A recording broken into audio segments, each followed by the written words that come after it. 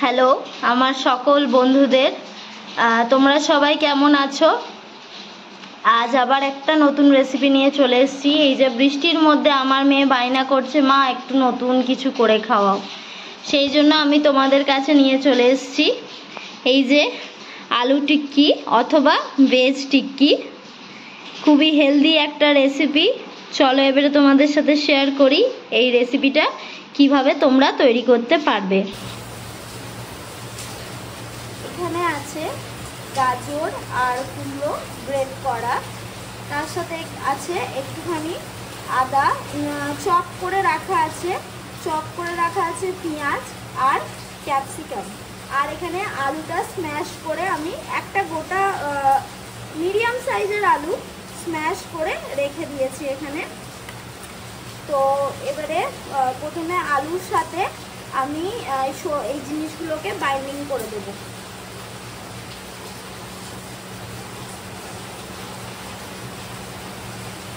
সব একটু একটু করে ঢেলে দেবো সব।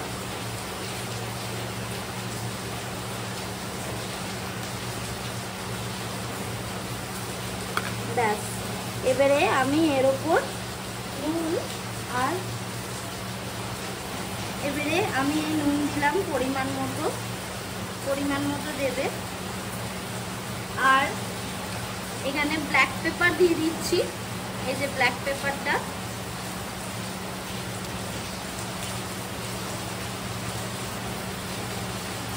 আর একটু শাহি গরম মশলা দিচ্ছি, এখানে এক্সট্রা কোনো মশলা অ্যাড করব না। আর আমার কাছে চাট মশলা নেই, নাহলে তোমরা চাট মশলা থাকলে চাট মশলাও দিতে পারো। পরে এটাকে আমি ভালো করে বাইন্ড করে নেব, মেখে নিচ্ছি ভালো করে।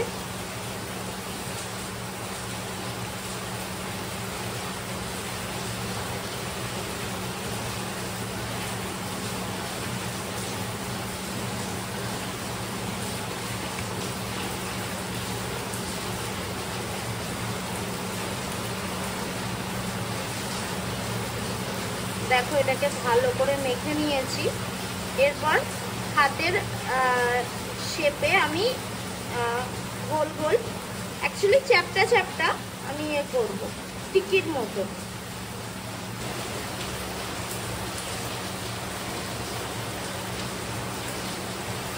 ভালো করে টিকির মতো করে নিচ্ছি।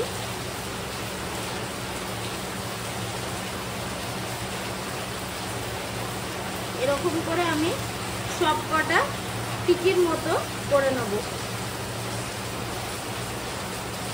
এই যে আমি আলুগুলো সব টিকিগুলোর শেপে করে নিয়েছি। এবারে আমি এই সুজিটা নিয়েছি, তো সুজিটাতে এবারে ভালো করে এপাশ ওপাশ সুজিটা করে নিয়ে আমি এটা এবারে কড়াইয়ের মধ্যে হালকা বাটার দিয়ে ফ্রাই করব।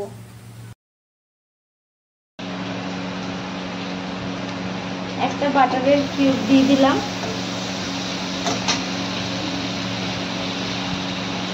এরপরে দু পিঠা সুজিটা করে নেব, হালকা, বেশি দেব না।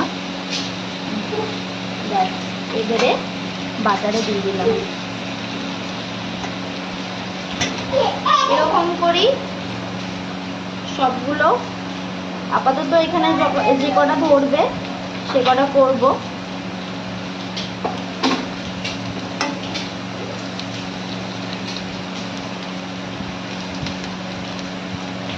এটা আমার মেয়ের জন্য তৈরি করছি বলে যতটা পেরেছি হেলদি করা যায়।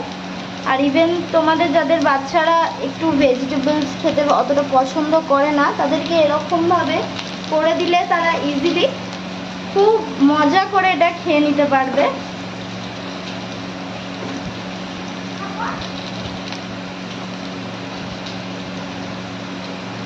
একটু সরিয়ে নিলাম।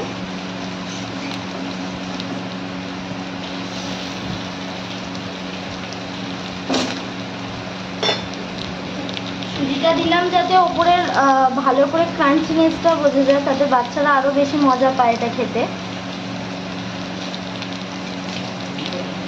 এবারে দু পিঠটা ভালো করে ভেজে নিয়ে আমি এটাকে নামিয়ে দেবো। এক পিঠটা দেখো মনে হচ্ছে ভালো করে ভাজা হয়ে গেছে। এবারে আমি উল্টে নিচ্ছি। আস্তে আস্তে উল্টাতে হবে, নাহলে ভেঙে যাওয়ার চান্স আছে। দেখো সুজিটা পুরো ব্রাউন কালারের হয়ে গেছে।